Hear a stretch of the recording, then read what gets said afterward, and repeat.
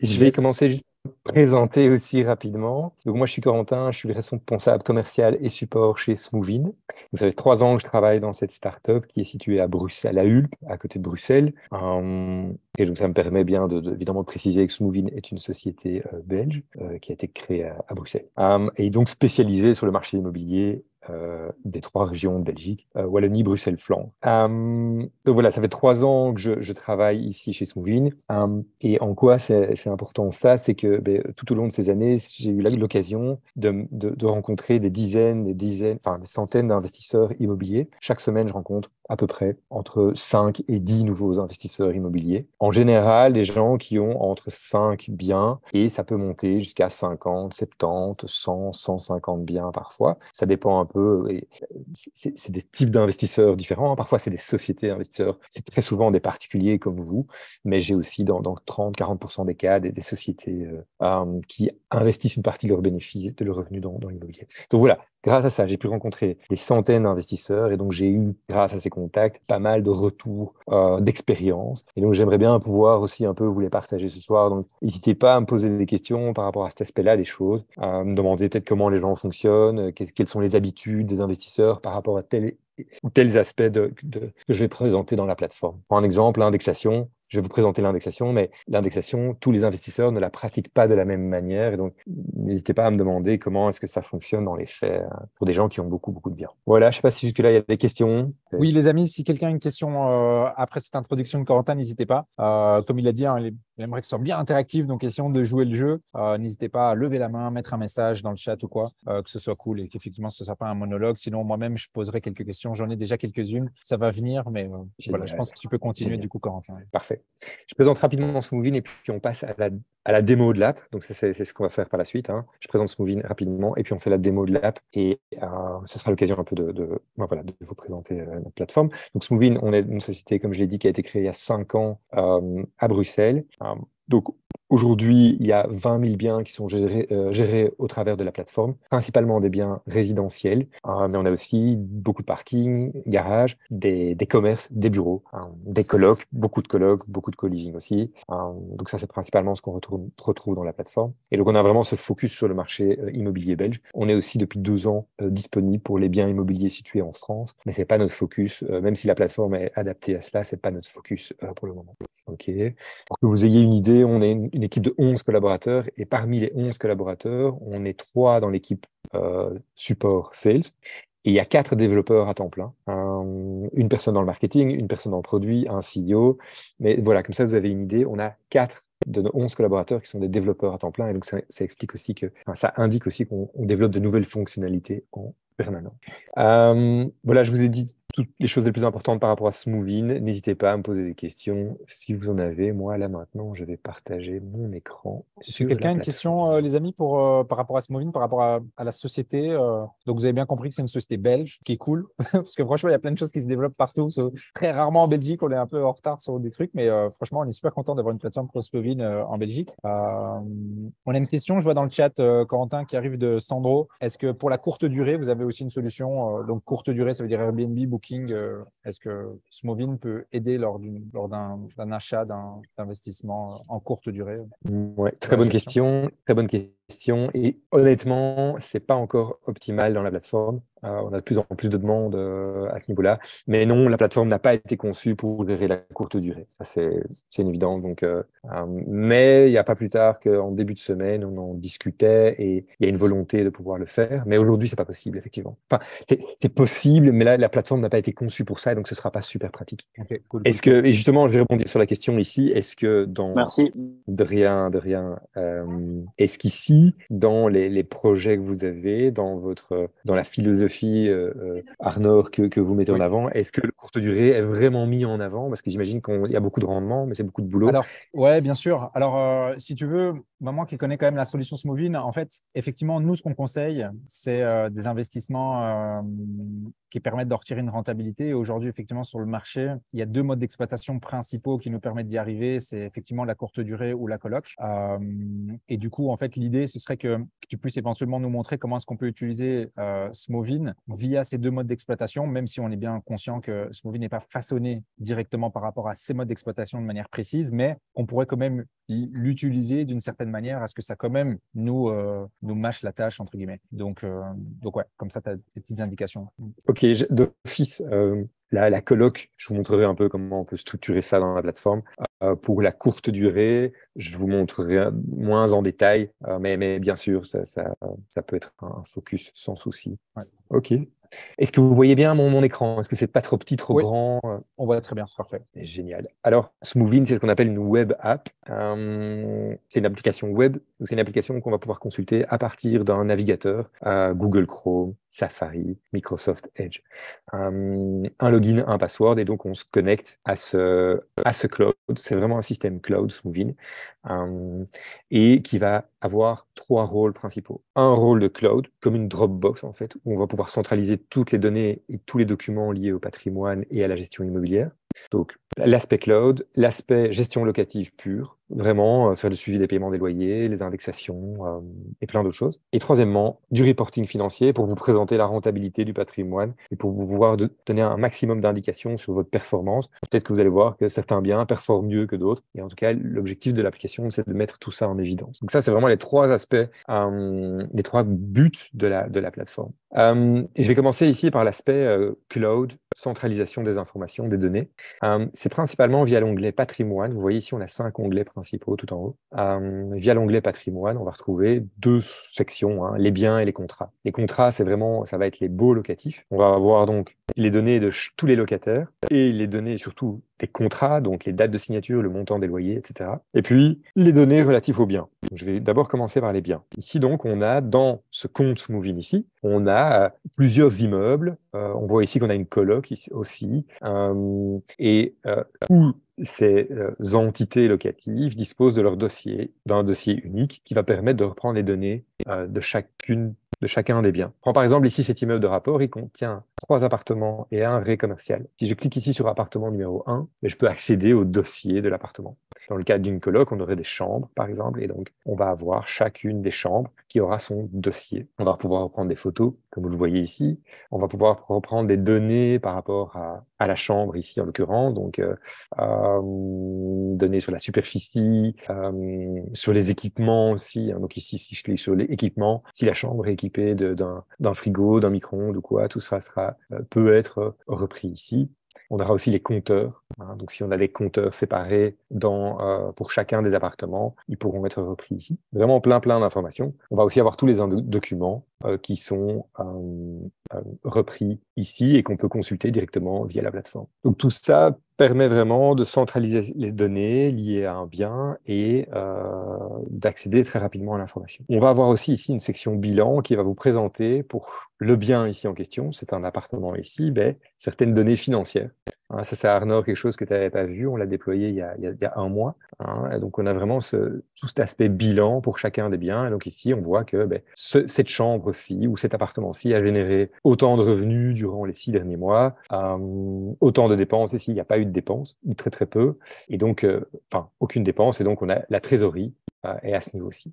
Juste une chose, Quentin, par rapport aux dépenses, qu'est-ce que vous comptabilisez dans les dépenses? Est-ce que tu peux nommer les dépenses? Ou on peut choisir différentes dépenses, on peut créer des dépenses, c'est-à-dire crédit, assurance, eau, électricité, toutes des choses comme ça, on peut créer ça? Aujourd'hui, dans la plateforme, comment on fonctionne, c'est qu'on propose à l'utilisateur d'encoder toutes ces factures, tous ces coûts, et de façon manuelle. Dans les mois qui arrivent, on va automatiser certaines dépenses, comme tu le suggérais ici, donc de dire, voilà, chaque mois, on a un crédit hypothécaire de autant, une facture d'électricité de autant. Aujourd'hui, c'est encore manuel. Ok. Et donc, évidemment, tu as raison de poser cette question, parce que ça va avoir un impact sur le bilan, sur la section bilan qu'on voit ici. Et donc, les dépenses et les revenus, ensemble, constitueront le rendement du bien. Okay, donc ici, le rendement locatif, on voit qu'on a un rendement à 7%. C'est le rendement locatif brut potentiel pour ce bien. et puis on a le brut réel et le locatif net. Et donc, si on clique sur un des pourcentages qui est proposé ici, vous pouvez voir le calcul un peu plus détaillé. Ça vous permet d'avoir une meilleure compréhension de comment a été calculé ce calcul de rendement. Alors, toutes les données ici, elles sont reprises par bien, mais dans le dashboard, on verra tout à l'heure qu'on a la possibilité de voir ces données par rapport à l'entièreté du patrimoine, ce qui peut aussi être très intéressant. Je ne sais pas si vous avez d'autres questions par rapport ici à toutes les données qu'on peut retrouver ici dans un bien. Donc, en tout cas, ce qui est bien, c'est qu'on peut mettre. En fait, ça crée vraiment une espèce de fiche par bien. Ça, c'est vraiment intéressant avec les photos, etc. Donc, on voit les in, on voit les out. Et du coup, on a un bilan. Et quand on voit les documents, c'est quoi? C'est les baux, tout ça? C'est les baux, les assurances? Ça, on peut upload là-dessus, c'est ça? Voilà, on peut uploader tous les documents. Et donc, ici, on va plutôt retrouver le certificat PEB, donc tous des documents en lien avec quelqu'un qui a son micro ouvert. Je ne sais pas si Arnaud, on peut l'éteindre. Ouais, je l'entends. Je pense que c'est possible. Ouais. Non, c'est chez moi, c'est dans mon endroit de coworking. Ok, pas de souci, pas de souci. Et donc voilà, ici, donc ça va être plutôt ici tous les documents liés avec le bien, quoi. Donc le PEB, certificat de conformité électrique, etc. Ouais. Pour chacun des biens, on va avoir un contrat qui est lié. Okay, donc si je clique ici vers le contrat, je vais pouvoir voir le contrat lié à ce bien. Donc, je vais plutôt moi passer ici par la section contrat.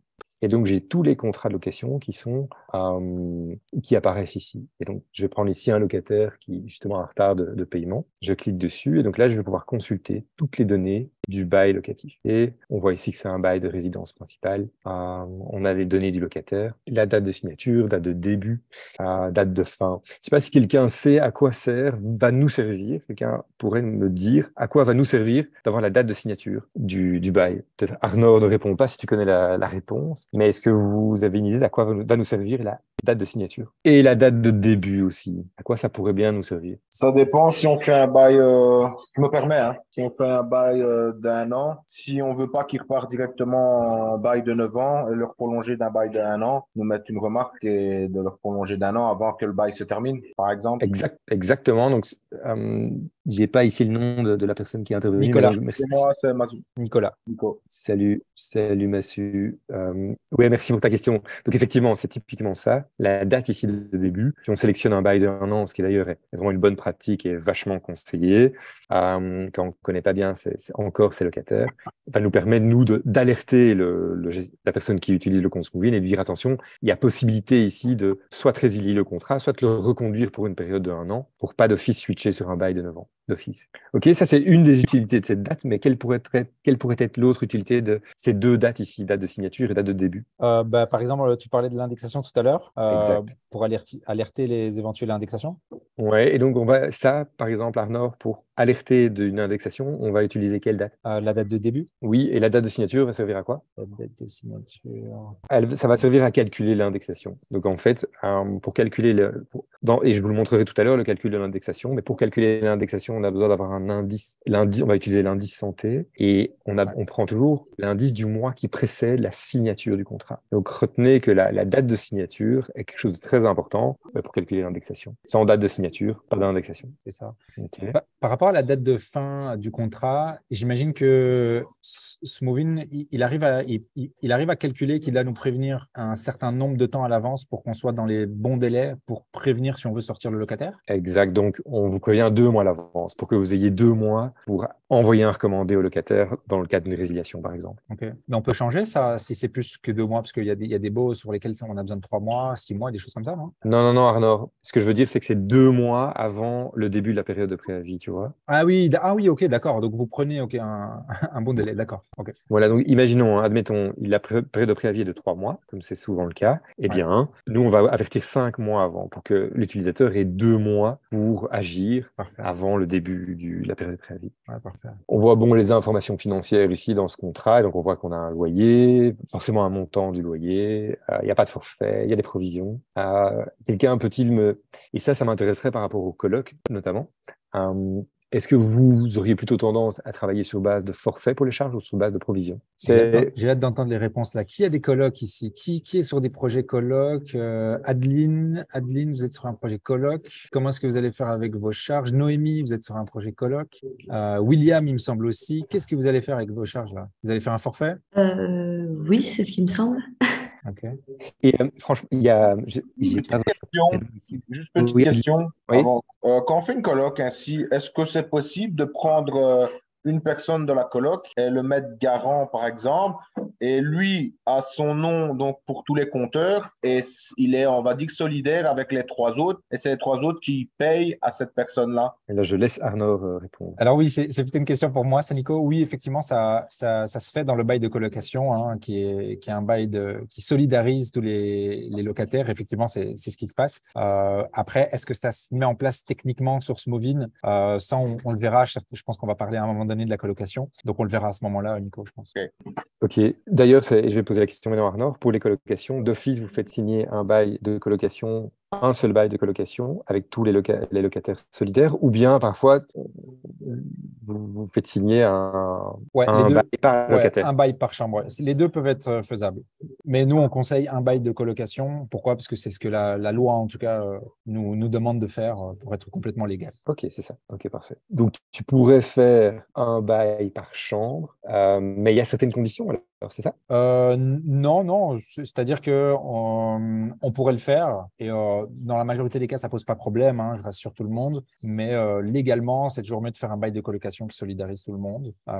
Ouais. Mais ça, on Ok, peut louer à la chambre et donc on peut utiliser voilà, Smovin dans cet ordre-là, quoi. ok, d'accord, ok. Parfait. Et juste pour revenir sur la question, Arnaud, que tu avais posée à Adeline, les forfaits, c'est bien parce que c'est beaucoup plus simple à gérer que des provisions, parce que si vous faites des forfaits, ben, vous n'aurez pas de régularisation de charges en fin d'année. C'est beaucoup plus facile. Maintenant, avec la crise énergétique dans laquelle on est, forcément, le forfait peut se retourner contre le propriétaire si les charges explosent. Ouais. Voilà. Ok, donc on voit ici toutes les données relatives au contrat de bail. Je vais arriver sur la coloc dans 2 secondes. Mais donc, jusqu'à présent, on a vu les données relatives aux biens, on a les données relatives au contrat, et on a un troisième type de données qui sont les données financières. Donc, la plateforme peut être connectée à un ou plusieurs comptes bancaires.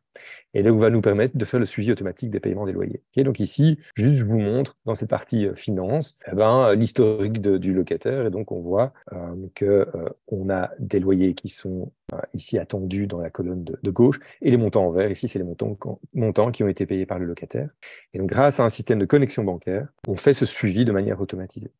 Ça, c'est génial, hein. Honnêtement, ça, c'est une grosse plus-value de Smovin. Moi, quand j'ai utilisé la solution, c'est que là, on le voit comme si c'était notre compte en banque, certes, mais en fait, on a la possibilité sur le dashboard de voir via un graphe arrondi tout ce qui se passe de manière financière, si je me souviens bien, si ça n'a pas changé ou si ça a été amélioré. Mais ça, c'est génial. Ça nous permet en un clin d'œil, nous, en tant que multipropriétaire, de voir, OK, qu'est-ce qui a été payé, qu'est-ce qui n'a pas été payé sur tous les biens. Donc ça, c'est vraiment pas mal, quoi. Oui, exact. Ben, je vous montrerai ça sur le dashboard. Et effectivement, c'est la fonctionnalité la plus utilisée de notre plateforme.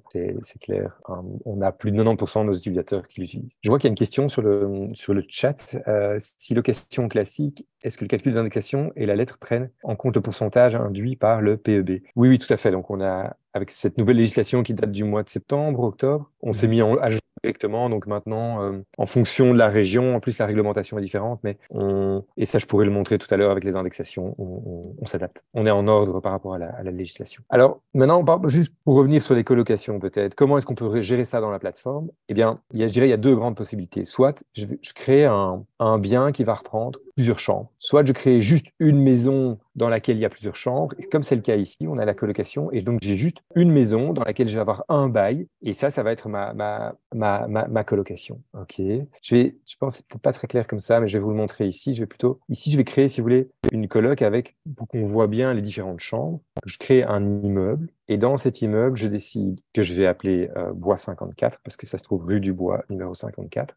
Mais j'ai une cohabitation. Alors, je vais mettre ici des données bidons pour aller plus vite. Là, le propriétaire est ici. Et donc, je vais pouvoir ici, j'ai bien une chambre ici. Admettons que ce soit une coloc avec 5 chambres. Ici, je viens de créer la coloc avec ces 5 chambres. Et donc, sur chacune de ces chambres, je vais pouvoir lier un contrat de bail. C'est pour ça que je posais la question tout à l'heure. Ici, dans ce cas-ci, on ferait plutôt par chambre un contrat de bail avec des dates différentes d'entrée, peut-être un loyer différent, des charges différentes, etc. Ici, je vais enregistrer l'immeuble. Donc là, je viens de créer, une coloc dans la plateforme. Et donc, soit on fait comme ceci, hein, elle est Bois 54, vous voyez ici, il y a 5 biens dedans. Si je clique sur afficher, j'ai mes 5 chambres qui apparaissent ici. Et sur chaque chambre, je vais pouvoir lier un contrat. Et si vous fonctionnez avec un bail, vu qu'on paye à l'unité dans Smoothie, mais ça vaut pas la peine de créer les 5 unités. Vous allez plutôt faire une coloc. Et dans cette coloc-là, vous aurez un bail de location. Vous pourrez bien sûr prendre tous les noms des locataires. Salut, Massu ou Nicolas, je vois que tu t'en vas. Merci pour ta présence. Cool, hein, ça c'est vraiment parfait. Hein. Il y a une question, pardon? Oui, c'est Noémie ici. Donc, j'ai juste une petite question au niveau de tout ce qui est gestion des locataires, etc. Est-ce qu'il y a une partie où on peut gérer, par exemple, le locataire avec les coordonnées, les petites infos pratiques à ce niveau-là est-ce qu'il y a, est-ce qu'il y a quelque chose de prévu à ce niveau-là? Oui, tout à fait. Donc, ici, au niveau de chaque contrat, donc ici, je suis dans un contrat de bail ici. On voit ici les données du locataire, mais j'ai voilà, son email et son téléphone. Si je vais dans le carnet d'adresse, j'ai vraiment une fiche pour chacun des contacts et donc pour chacun des locataires. J'en sélectionne un ici. Je vais pouvoir rajouter ici un document lié au locataire. Donc, ça, une copie de sa carte d'identité, de sa fiche de paye. Et donc, toutes ces données-là, si le locataire reste change de bien, vous gardez un locataire, mais qui change de bien, mais vous gardez toujours sa fiche ici présente. Je ne sais pas si ça vous répond à votre question. Oui, parfait, merci. Et ce qui est génial, hein, je ne sais pas si à un moment donné, on va passer dessus, Corentin, c'est l'envoi des messages automatiques, que ce soit mail, SMS, etc.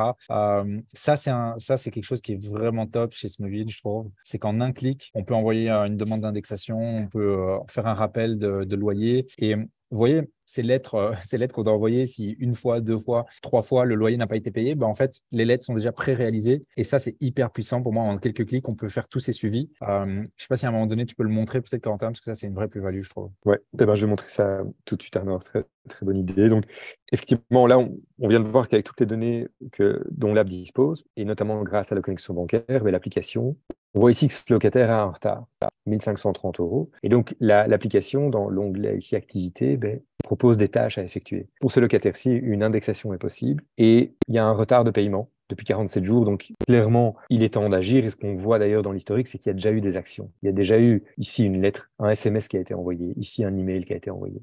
Toutes ces actions, hein, donc là, c'est au niveau, on est dans la fiche du locataire, hein, mais tout ça, évidemment, est mis en évidence au niveau du dashboard, hein, pour tous les différents locataires. Si je vais ici dans le dashboard, j'ai vraiment un dashboard ici opérationnel qui me montre, OK, pour tous les propriétaires, on pourrait avoir plusieurs propriétaires dans un compte Smoothie, hein, si vous investissez par exemple en société et en personne physique, comme c'est le cas ici. Et pour tous les immeubles de ces propriétaires-là, on va demander on va avoir ce dashboard opérationnel qui va vous présenter des infos importantes. Pour janvier 2023, on attend 9 377 € de loyer et il y a 7 502 qui ont déjà été collectés. On a déjà, il y a 0 € de loyer impayé antérieur à janvier, donc tous des loyers impayés qui datent de l'année passée, en gros. Il y a pour 462 €, il n'y a rien qui a été reçu encore ce mois-ci. Et puis ici, on voit juste des infos sur les dépenses du mois de janvier, du mois en cours ici. Et puis, on arrive ici aux fameuses lettres, aux fameux courriers. Donc, on a ici les tâches de retard de paiement et d'indexation, de résiliation de contrat, etc. Je vais donc présenter ici justement ces fameux courriers dont tu parlais, Arnaud, ici par rapport au retard de paiement. Si je clique dessus, j'ai 3 tâches de retard de paiement qui peuvent être gérées, sur lesquelles il faut entreprendre des actions. Le locataire ici nous doit 1530 € et on voit qu'il y a déjà un rappel qui a été envoyé par email il y a 8 jours. On va pouvoir prendre une action. Et donc ici, il y a une relance qui a déjà été faite. Un premier rappel a déjà été fait. On voit que ça a été envoyé une fois. On va faire le second rappel. On voit que la mise en demeure peut aussi être faite par l'application. Et donc ici, soit par mail, lettre ou lettre recommandée. Je vais ici le faire par lettre recommandée. Peut envoyer le courrier qui a été généré automatiquement ici en dessous au locataire. Donc on prend le montant du retard, l'IBAN sur lequel ça doit être payé, l'adresse du bien évidemment. On va pouvoir joindre un historique d'impayés. Comme ça, le locataire, il reçoit un document qui montre, un tableau qui montre toutes ces impayés. Et on va pouvoir envoyer le recommandé, soit de soi-même, en cliquant ici sur télécharger le document, soit l'envoyer via Smoothie, et donc Smoothie envoie le recommandé à votre place. Et ça c'est incroyable. Franchement, ça c'est incroyable. Pour faire ça. Et donc, c'est le seul moment où il y a un surcoût lié à l'utilisation de la plateforme qui est très léger, mais donc qui vous permet, sans vous déplacer, avec votre smartphone, d'envoyer un recommandé à un locataire si c'est nécessaire. On le paye avec plaisir, le supplément-là, franchement. Je ne sais pas s'il y a des questions par rapport à ça. Qu'est-ce que vous en pensez, les amis?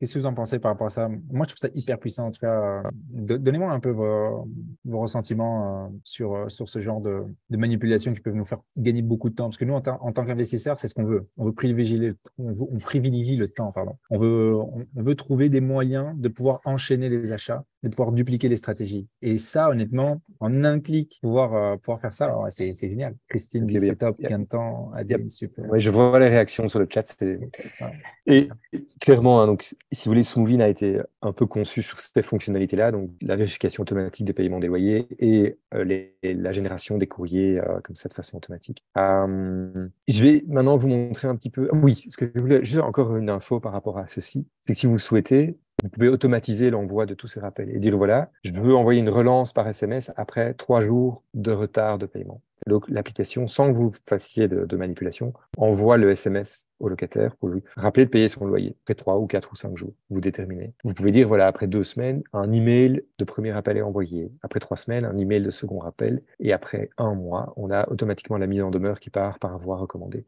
Tout ça peut être automatisé aussi.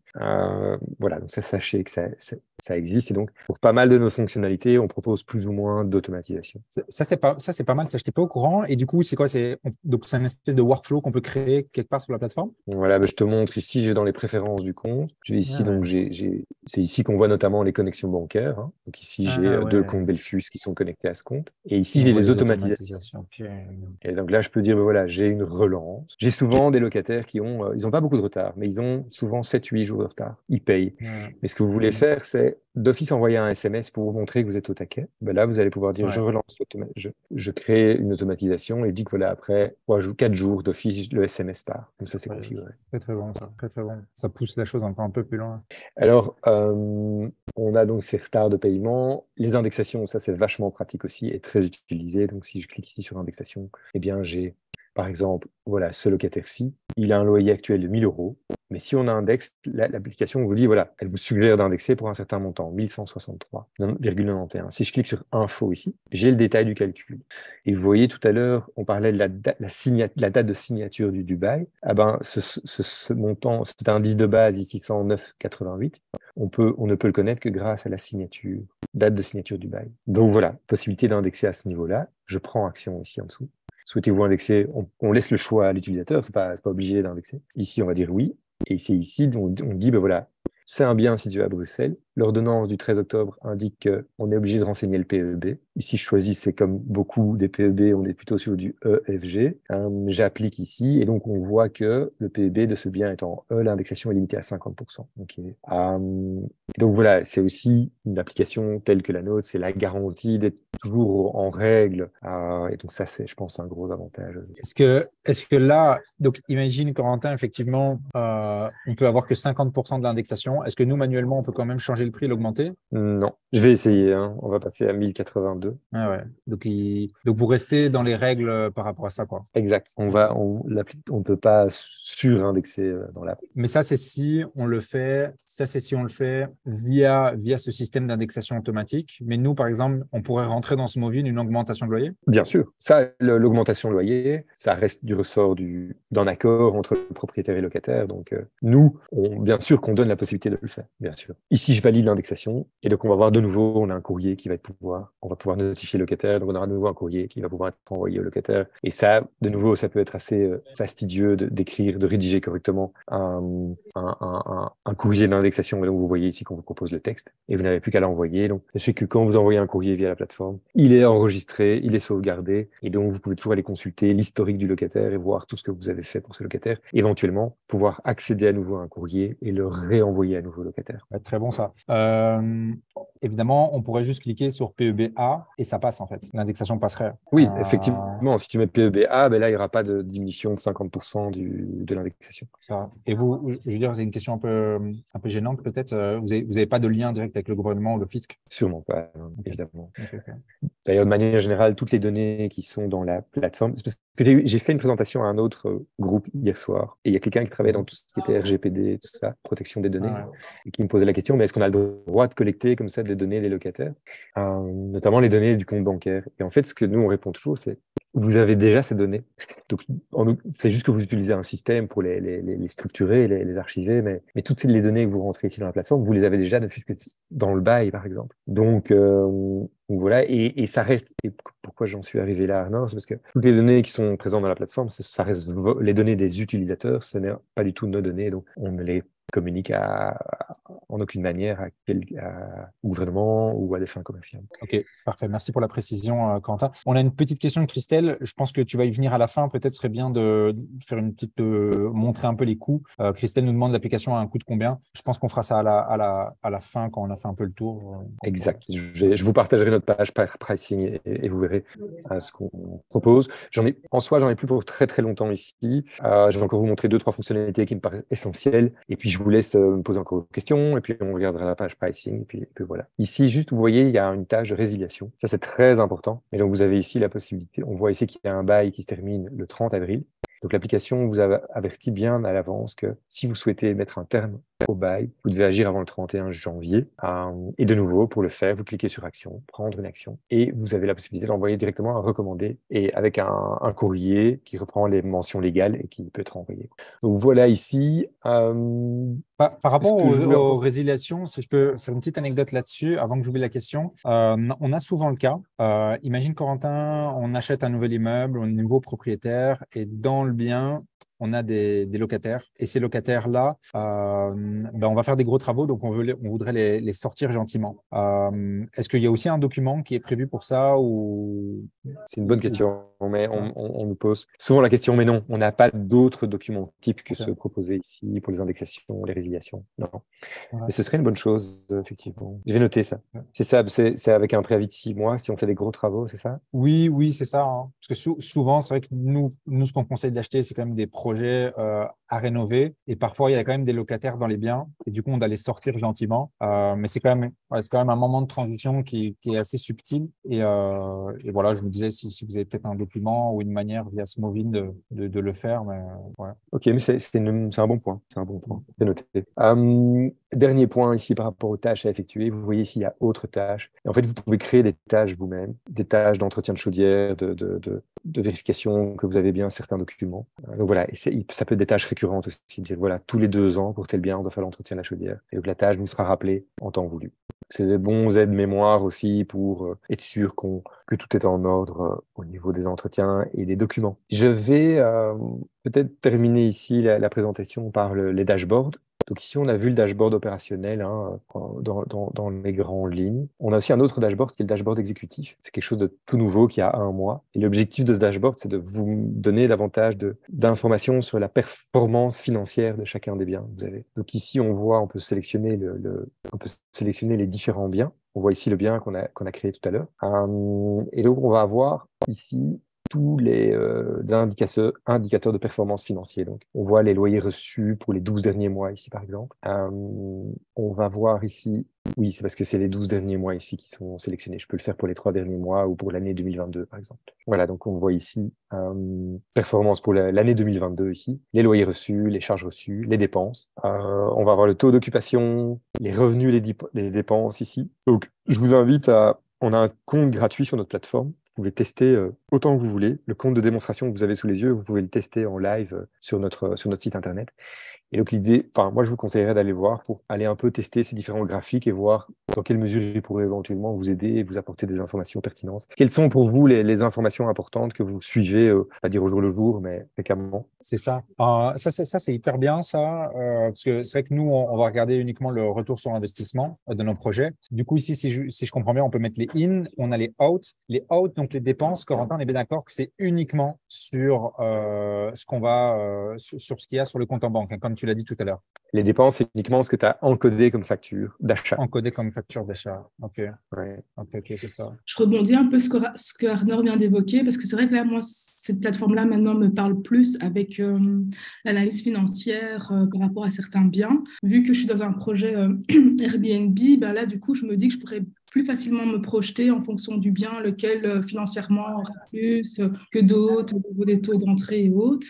Et alors, j'ai perdu le fil, mais ma question était la suivante. Je dis éventuellement, on pourrait adapter le dashboard, je sais plus, la plateforme que vous venez de montrer là maintenant, par rapport aussi à des biens de courte durée. Ce serait envisageable via ce que vous venez de montrer là maintenant avec les graphiques et autres, parce que ça nous permettrait d'avoir une vision globale de l'évolution des appartements en fonction de comment ça se porte vis-à-vis de l'appartement A ou B ou C, ou c'est complètement compliqué. En fait, pour gérer de la courte durée, genre Airbnb, ce qu'il faudrait faire, c'est de créer un contrat un peu particulier dans la plateforme, euh, sans loyer fixe. Parce que par définition, la plateforme, vu qu'on est sur des baux locatifs traditionnels, elle va faire un appel de loyer chaque mois ou chaque trimestre. Okay. Ici, pour un Airbnb, ce ne serait pas le cas. Vous allez avoir des montants différents en fonction de la durée de réservation du bien. Hein. C'est ça. Hein. Et de la période, oui. C'est bien ça. Et en fait, Christine, ce que vous allez devoir faire, c'est manuellement dire, voilà, pour cette période, là, maintenant, j'ai des gens qui sont là pour 4 jours dans mon Airbnb,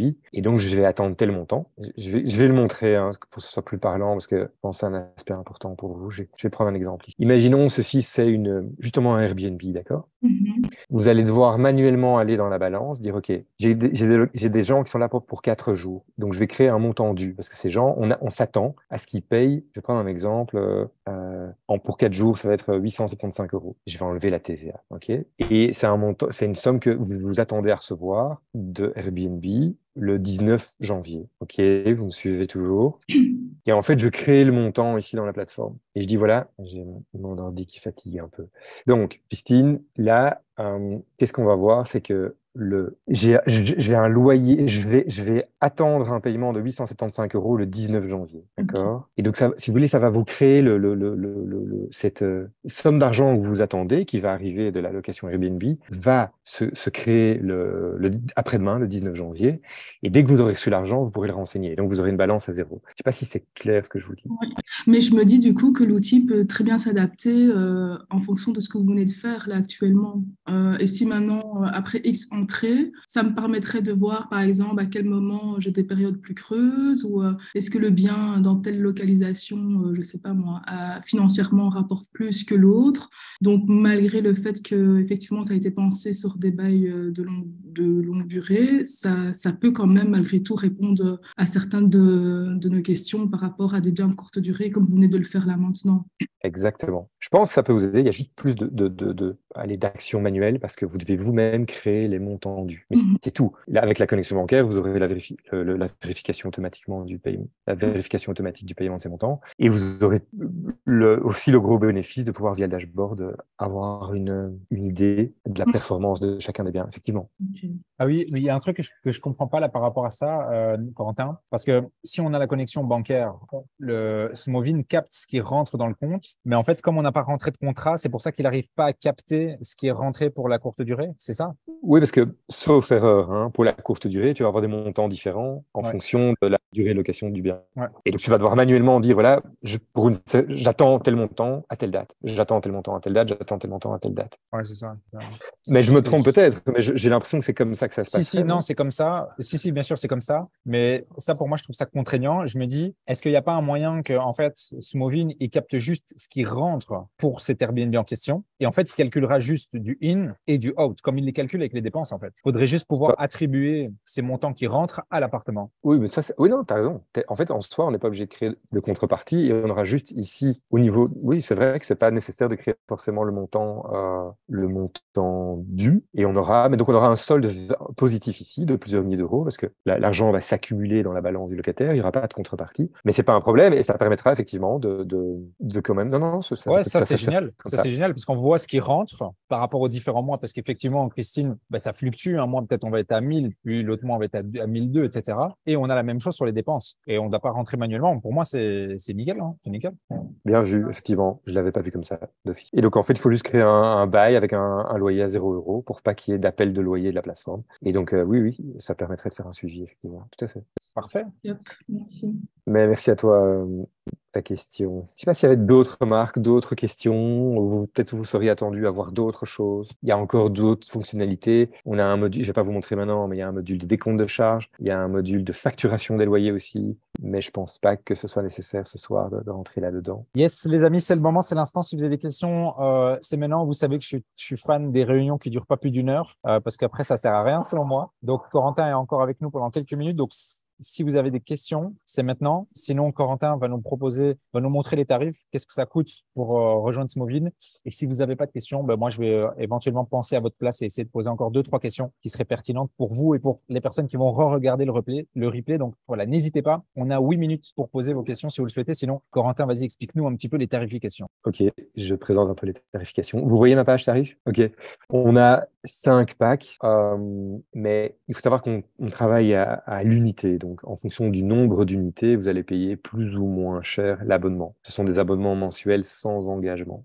Ça veut dire que si quelqu'un a 10 unités locatives, il va payer 10 fois 6 euros par mois, soit un abonnement de 60 euros hors TVA. Okay. Pour le tarif standard, c'est celui qui a la connexion bancaire, c'est le tarif qu'on vend dans plus de 95% des cas. Okay. Alors, par rapport au coloc, j'ai quand même une précision. C'est tout à l'heure, tu disais, Arnaud, moi, je fais signer a priori des baux dans lesquels les locataires sont solidaires. Et il faut se rendre compte que pour une coloc, a priori, dans cette cas de figure-là, ça va être un lot. Vous pouvez avoir 5 colocs dans une coloc. Si il y a un bail, avec la notion de solidarité, ça va être un lot. Donc, vous allez payer 6 euros pour la coloc par mois. Et grâce à ça, vous aurez le suivi des paiements des loyers et toutes les fonctionnalités qu'on propose. Donc, voilà, on a aussi le tarif basique ici qui pourrait vous concerner. Il y a juste donc, pas si la je comprends bien, connexion bancaire Corentin, ici. excuse-moi de te couper. Si je comprends bien, si on rentre une coloc et l'on loue par chambre et qu'on a 5 chambres, ben en fait, il faut 5 fois 6. En fait, exactement. Dès qu'on multiplie les contrats et qu'on a une gestion séparée des contrats, des locataires, parce qu'on a des dates d'entrée différentes, on a des dates d'indexation différentes, alors effectivement, tu as raison, on multiplie 5 chambres fois 6 euros aussi, donc 30 euros pour la coloc. Ça change beaucoup, évidemment. Qu'est-ce que je peux encore vous dire par rapport à ce tarif? Oui, on a aussi un tarif professionnel, mais qui, a priori, n'est pas adapté à des investisseurs comme vous. C'est plutôt pour des grosses sociétés qui doivent faire de la facturation de loyer tous les mois. Voilà. Et le tarif basique, comme je le disais juste avant, il n'y a pas de connexion bancaire dessus. Donc voilà, c'est soit le basique, soit le standard pour des investisseurs comme vous. Voilà, je ne sais pas si vous avez des remarques, des questions. Moi, Ce que je voulais juste vous dire. Oui, allez-y, Christine. Concernant le standard, donc c'est 3 utilisateurs, c'est-à-dire que, par exemple, je sais pas moi ou mon compagnon ou autre peut aussi se connecter, ou j'ai pas très bien saisi. C'est 3 unités en fait dans le standard. C'est ça que vous voulez évoquer dans vos descriptifs. 3 utilisateurs, vous avez raison. C'est Ok. 3 logins, 3 adresses email pour se connecter à un même compte Smovin. Ok. Et ça peut se faire aussi via téléphone et PC sans souci, ou c'est uniquement via PC? C'est une web app, effectivement, et tu as raison, je l'avais pas dit, elle est responsive, donc elle s'adapte à la taille de l'écran, donc tu peux consulter l'app sur ton smartphone, ta tablette, et sur tout PC. Merci. Très bonne question, ça. Mais Christine, je savais pas que tu avais un copain, là. Faudra qu'on parle. Ok, oui, donc, et voilà, vous devez aussi savoir que je vais faire un code promo par rapport à la réunion de ce soir, et donc si vous devenez utilisateur Smovin et vous mettez le code promo que je vous enverrai par email, ben vous aurez les 3 premiers mois à moins 50%. Et donc voilà, comme ça vous laissera, si vous le souhaitez, l'occasion de tester l'app à moindre frais pendant 3 mois. Merci Corentin, j'apprécie vraiment le geste. Est-ce que ce sera valable pour les personnes qui vont regarder en replay, parce qu'évidemment, toute la communauté n'est pas là? Oui, okay. Oui, bien sûr. Super. Ça, c'est nickel. Voilà, je ne sais pas s'il y a d'autres questions, d'autres remarques. Oui, les amis, est-ce que vous avez une question? Le temps que je réfléchisse, moi, si je peux poser une question pertinente pour ceux qui regarderont en replay. En gros, si je résume tout ça, les amis, Smovin nous permet d'avoir une solution qui, en un clin d'œil, nous permet de voir qu'est-ce qu'on gagne sur notre bien. Ça, c'est ce qui est important pour moi, pour nous en tant qu'investisseurs, la vue chiffrée. Ça nous permet également d'avoir une gestion en fait de nos locataires beaucoup plus carrée, c'est-à-dire que on n'a pas commencé à aller chercher le bail. Quand est-ce qu'il se termine et être sûr, purée, est-ce que je dois envoyer la lettre maintenant? Est-ce que je suis trop tard, etc. Ça, c'est hyper important. Moi, je me souviens que c'était vraiment aussi pour ça que j'ai pris Smovin. Et puis, oui, toutes ces automatisations en un clic, on envoie les indexations, les rappels, etc. Enfin, voilà. En tout cas, pour moi, Smovin, en tout cas, Corentin, moi, je repars sur la solution, hein, c'est sûr. Ici, ma femme va te contacter parce que c'est elle qui gère mes biens maintenant. Le patrimoine a un peu évolué, donc voilà. Et c'est cool parce que je savais pas qu'on pouvait avoir, il y a société privée, comme maintenant aussi nous on achète en société. Donc ça c'est cool, on va pouvoir switcher de l'un à l'autre, d'un profil à l'autre. Donc ça c'est vraiment cool. Donc voilà, mais pour ma part en tout cas moi j'ai tout bien compris. Les amis, est-ce que vous avez tout bien compris? Est-ce que vous avez compris la puissance de Smovin? J'ai pas entendu, il y en a très clair, dit Adeline, merci beaucoup, super. J'ai pas entendu Anton, je t'ai pas entendu. Qui j'ai pas entendu? Mine, éventuellement Oana, j'ai pas entendu. Mine qui est un Airbnb, Oana qui démarre. Vous êtes combien dans le... Tu m'as pas entendu parce dans que le- j'ai pas encore de bière. Pardon, j'ai pas entendu, il y a quelqu'un qui a parlé? Alan? Alan. C'est Alan? Ah, tu m'as pas entendu parce que j'ai pas encore de bière, mais top. Ok, cool. Ça va arriver bientôt alors. Tu disais, Corentin, tu voulais poser une question? Vous êtes combien dans le cursus ici? Vous êtes combien dans la... Ici, dans cet accompagnement-là, ils sont 114, je pense. 114? Oui, il me semble. Et Arnor, tu suggères d'investir dans quelle région? Tu conseilles un peu à ce niveau-là? Oui, bien sûr, on conseille là-dessus et on n'a pas de région de prédilection, mais je dirais que 90% de nos clients achètent sur Bruxelles, Mons, Liège, Charleroi, sur ces villes-là. Ouais. Ok, génial. En tout cas, félicitations à tous pour ces beaux projets. Voilà, moi, je rencontre beaucoup d'investisseurs qui ont peut-être 2-3 années d'avance sur vous et qui sont, de manière générale, des gens, je trouve, épanouis et ils sont heureux en général d'avoir passé le pas. Et alors, ils ont eu une très bonne conjoncture aussi ces 10 dernières années. Il faut l'admettre. Et donc voilà, en général, les gens sont très contents d'être passés à l'action, quoi. Donc félicitations à vous tous et j'étais ravi de pouvoir vous présenter notre plateforme. Yes, merci à toi, Corentin. Si je peux demander à tout le monde dans le chat d'envoyer plein de force et de remercier Corentin pour sa présence, il a pris du temps pour nous ce soir, pour la communauté. Donc moi, je t'envoie un tout grand merci, Corentin, et bravo à ce que vous faites. Tu peux remercier toute l'équipe Smovin. Votre solution est juste incroyable et voilà. En tout cas, moi, je suis client Smovin back in the game. Tu peux me compter là-dessus, ça c'est certain. Et j'espère en tout cas que les membres ont compris que c'est une solution pour nous. C'est une solution pour nous. Parce que je le redis, les amis, nous on fait de l'investissement. On fait pas de la gestion locative. Laissons aux professionnels, tout simplement. D'accord. Très bien. Mais s'il n'y a pas d'autres questions, je vois plein de merci. C'est cool. Merci. Super. Merci pour l'explication. Génial. Mais merci à tous. Encore une fois, merci Corentin. Et alors, on se quitte là-dessus et on se dit à très bientôt. Bye bye tout le monde. À très bientôt. Merci beaucoup. Salut. Au revoir, merci.